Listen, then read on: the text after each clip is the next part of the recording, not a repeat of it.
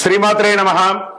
సద్గురు జ్యోతిషాలయం వారి జూలై నెల రాశి ఫలితాలని గోచార ప్రకారంగా అన్ని వర్గాల వారిని దృష్టిలో పెట్టుకొని ప్రిడిక్ట్ చేస్తున్నాం అనమాట. ప్రతి ఒక్కరికి ఒక క్యూరియాసిటీ, ఈ నెల నాకు ఎలా ఉంటుంది, నేను ఆర్థికంగా బాగుంటానా, సామాజికంగా బాగుంటానా, నా వ్యాపారం బాగుంటుందా, నా ఉద్యోగం బాగుంటుందా, నాకు వివాహం జరుగుతుందా, నాకు ఉద్యోగం వస్తుందా, ఉద్యోగంలో ప్రమోషన్ వస్తుందా, విదేశాలకు వెళ్తానా, ఆరోగ్యం బాగుంటుందా. తప్పకుండా ఇవన్నీ తెలుసుకోవాల్సిన విషయం. నిజంగా ఆ గ్రహం మార్పిడి వల్ల మీరు అడిగిన ప్రశ్నలు అన్నిటికీ కూడాను ఆన్సర్ వస్తుంది. ఈ గోచార గ్రహస్థితి ద్వారా చెప్పేది మీ యొక్క వ్యక్తిగత జాతకానికి ఒక 40% మాత్రమే వర్తిస్తుంది.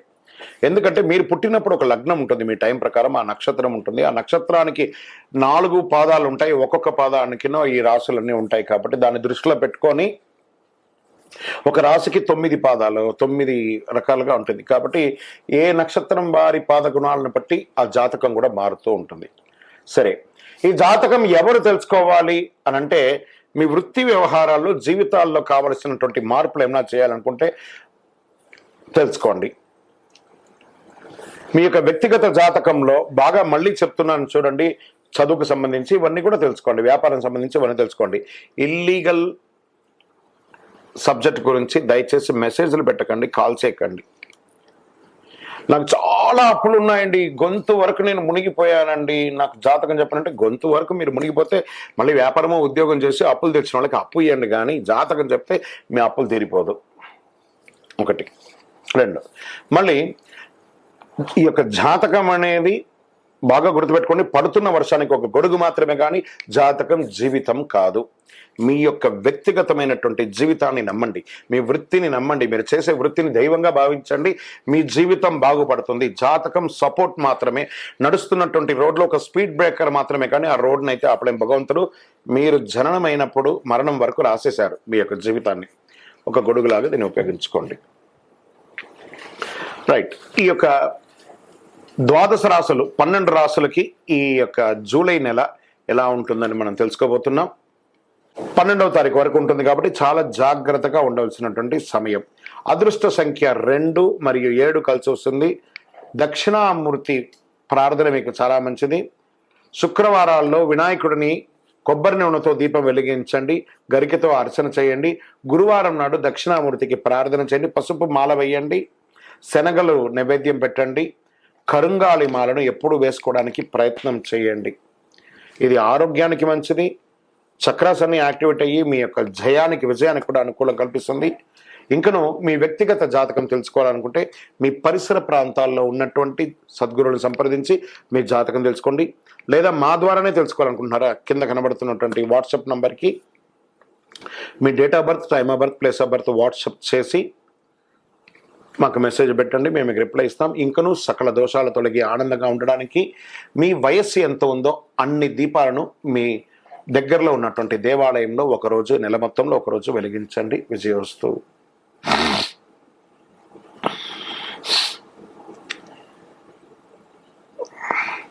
జ్యోతిషాస్త్రరీత్యా 12 రాశుల్లో 11వ రాశి అయినటువంటి కుంభరాశి మిత్రులారా, మీరు ధనిష్టా నక్షత్రం 3, 4 పాదములు, శతభిష నక్షత్రం 1, 2, 3, 4 పాదములు, పూర్వభద్ర నక్షత్రం 1, 2, 3 పాదాలకు జన్మించిన మీరు కుంభరాశి వారుగా పరిగణించబడుతున్నారు. ఈ నెల మీకు శుభాశుభ ఫలితాలు ఎలా ఉన్నాయంటే, 7.5 శని, జన్మ శనిగా కూర్చొని ఉన్నారు.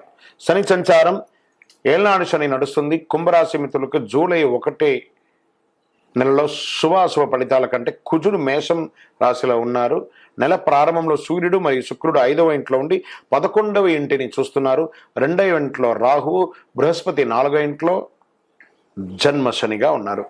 సమాజంలో గౌరవం మరియు పేరు ప్రఖ్యాతులు పెరిగే ఒక మంచి నెల అని చెప్పచ్చు. శని భగవానుడు ఉన్న జన్మంలో తన యొక్క సొంత ఇంట్లో ఉన్న బృహస్పతి మీకు అనుకూలిస్తున్నారు. సహోద్యోగులు మీకు సహకరిస్తారు, మీ అభ్యర్థనలు ఆమోదించగలుగుతారు. పదోన్నతులు, వేతనాలు పెరిగే అవకాశాలు ఉన్నాయి. ఉద్యోగంలో ఉన్న ఆటంకాలన్నీ కూడా తొలగిపోతాయి. వ్యాపారంలో పురోగతి ఉంటుంది. అమ్మకాలు మరియు లాభాలు అంచనాలకు మించి జరుగుతుంది. వ్యాపారం చాలా అద్భుతంగా ఉంటుంది చెప్పచ్చు. కొత్తగా మీరు యొక్క వ్యాపారాన్ని మీరు ఎక్స్పాండ్ చేసుకోవచ్చు. ప్రభుత్వం నుంచి ఆశించినటువంటి లైసెన్సులు వంటి పనులు సులభంగా జరిగిపోతుంది ఈ నెల కుంభరాశి వారికి. మీ వ్యాపారాన్ని విస్తరించే ఉద్దేశంతో మీరు ఈ నెల అంతా కూడా చాలా ప్రయత్నాలు చేస్తుంటారు, అవన్నీ కూడాను కలిసి వస్తుంది. పితృ సంబంధిత లాభాలు కూడా అన్నదమ్ముల ద్వారా కానీ తల్లిదండ్రుల ద్వారా కానీ వచ్చే అవకాశాలు చాలా బాగుంటుంది. ధన ప్రవాహం గణనీయంగా పెరుగుతుందని కూడా చెప్పచ్చు. ఏదైనా మాట్లాడేటప్పుడు చాలా జాగ్రత్తగా ఉండాలి, మాటలు అదుపులో ఉండాలి, అదుపు తప్పకూడదు, ఎవరిని వ్యంగ్యంగా మాట్లాడకూడదు.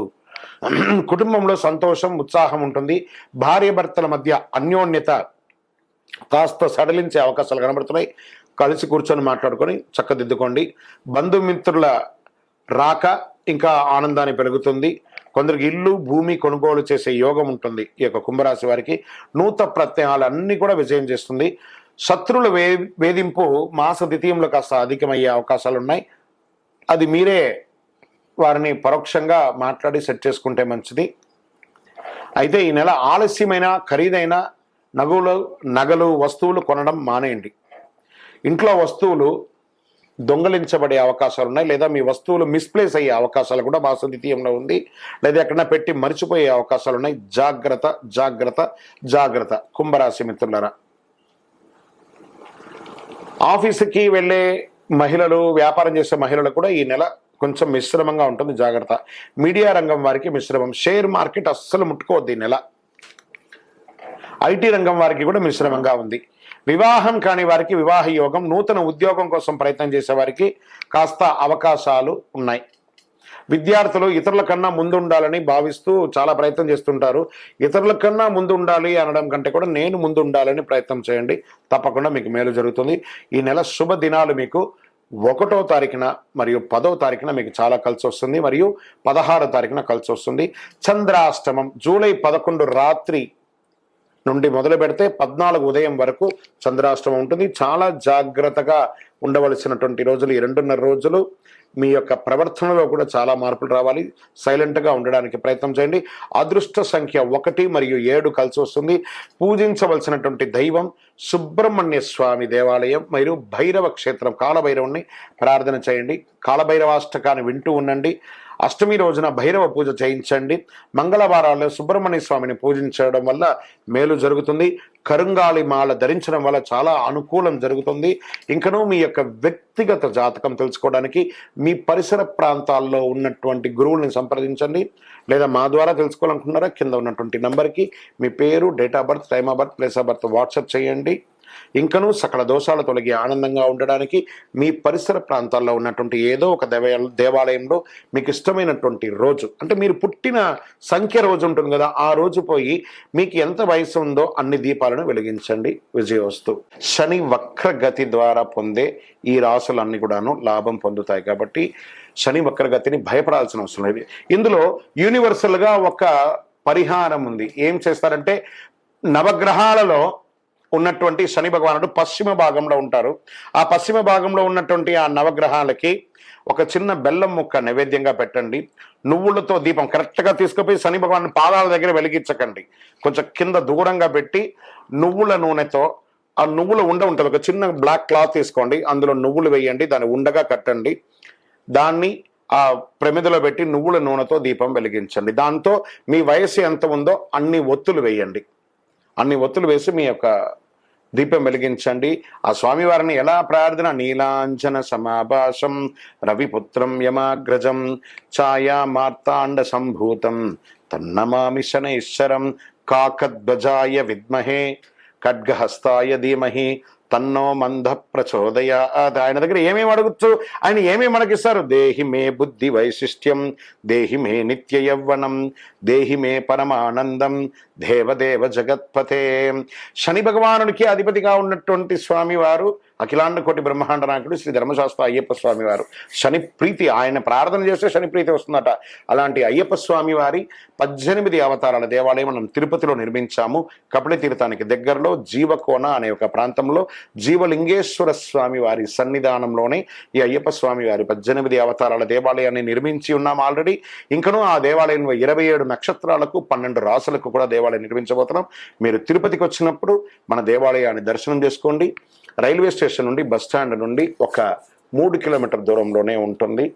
మీరందరూ కూడా క్షేమంగా ఉండాలి. శని భగవానుడు చాలా మంచివారు, ఐశ్వర్యవంతుడు. శని భగవాను చూసి భయపడక శని అనకండి, శని భగవానుడు శనైశ్వరుడు అనండి, అనుగ్రహం పొందుతారు.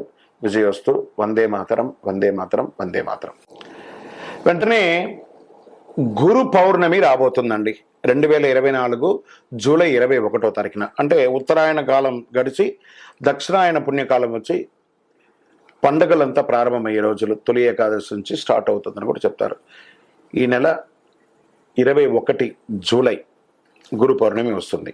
దీన్ని ఆషాఢ శుద్ధ పౌర్ణమిగా భావిస్తారు. దీని గురువుల ఉపాధ్యాయుల యొక్క దినంగాను పిల్లల చేత పూజింపజేస్తారు. వేదవ్యాస పౌర్ణమి కూడా అంటారు. గురు పౌర్ణమి జరుపుకోవడం ఈరోజు గురు పూజోత్సవం జరుపుకొని గురువులకు అందరికీ కూడా కానుకలు బహుమతులు సమర్పించి ఆశీర్వాదాలు పొందుతుంటారు. తమ యొక్క జీవితానికి మార్గనిర్దేశం చేసినటువంటి గురోరధికం మూలం గురోరంధకాలము, ఆ యొక్క నిర్మూలాన్ని చేసే అంధకారాన్ని నిర్మూలన చేసేటువంటి వారు అంత మహానుభావుడు. గురువుల పట్ల అదే గౌరవం అన్ని వేళలా ఉండాలి. వారి యొక్క వెనక కూడా మనం చెడుగా మాట్లాడకూడదు. వ్యాస మహాముని పుట్టినరోజు కాబట్టి ఆ రోజు అంతా కూడా వ్యాస పౌర్ణమి అంటారు. సూర్యోదయం వేళ ఉపవాసం ఆరంభించి చంద్రోదయం వేళ ఉపవాసం ముగిస్తూ చంద్రోదయాన్ని చూసిన తర్వాత లేదా సాయంత్రం పూజలు ముగించిన తర్వాత ఉపవాసం. పూర్తి వ్యాసం ఎలా ఉంటుందంటే ఈ యొక్క దీనిలో ఎలా ఉంటుందంటే హిందూ మతంలో గురువులు భగవంతుడికి భక్తునికి మధ్య సంధానకర్తగా ఉంటారు. వేదవ్యాసుని మానవ జాతికి అంతటికీ మంచి ఆధ్యాత్మిక వారసత్వాన్ని మిగిల్చి వెళ్ళారు కాబట్టి ఆయన మానవాళికి అందరికీ గురువుగా భావిస్తున్నారు. వేదవ్యాసుని యొక్క పూర్వనామం కృష్ణ దైవాపయనుడు. వేదకాలపు సంస్కృతనంతా 4 వేదాల్లో ఆయన సంకలనం చేసి తర్వాత ఆయన వేదవ్యాసుడుగా పిలవడం ప్రారంభించారు. దక్షిణ భారతదేశంలో కొన్ని ప్రాంతాల్లో పూర్ణిమ వ్రతాన్ని ఆచరిస్తుంటారు. ఈ పర్వదిన సందర్భంగా ఆలయాల్లో ప్రత్యేక పూజలు, పౌర్ణమి నాడే సత్యనారాయణ వ్రతాలు చేయడం, గురు పూజలు చేయడం ఇవన్నీ చేస్తూ ఉంటారు. దక్షిణామూర్తి దేవాలయాల్లో చాలా అద్భుతమైనటువంటి పూజలు జరుగుతూ ఉంటాయి. అదేవిధంగా కొంతమంది షిరిడి బాబా దేవాలయాల్లోనూ చేస్తూ ఉంటారు. అన్ని గుడులలో కూడా ఆలయాల్లో ప్రత్యేక పూజలు చేస్తూ ఉంటారు. ఇది 3 రోజుల పండుగ కూడా చేస్తారు. అంటే ముందు రోజు పౌర్ణమి రోజు, పాడ్యమి రోజు, ఇలా 3 రోజులు కూడా చేస్తూ ఉంటారు. చాలా విశేషంగా ఉంటుంది. ఏదైనా గురు పౌర్ణమి రోజు గురువుని పూజించుకోవడం చాలా విశేషం. విజయోస్తు.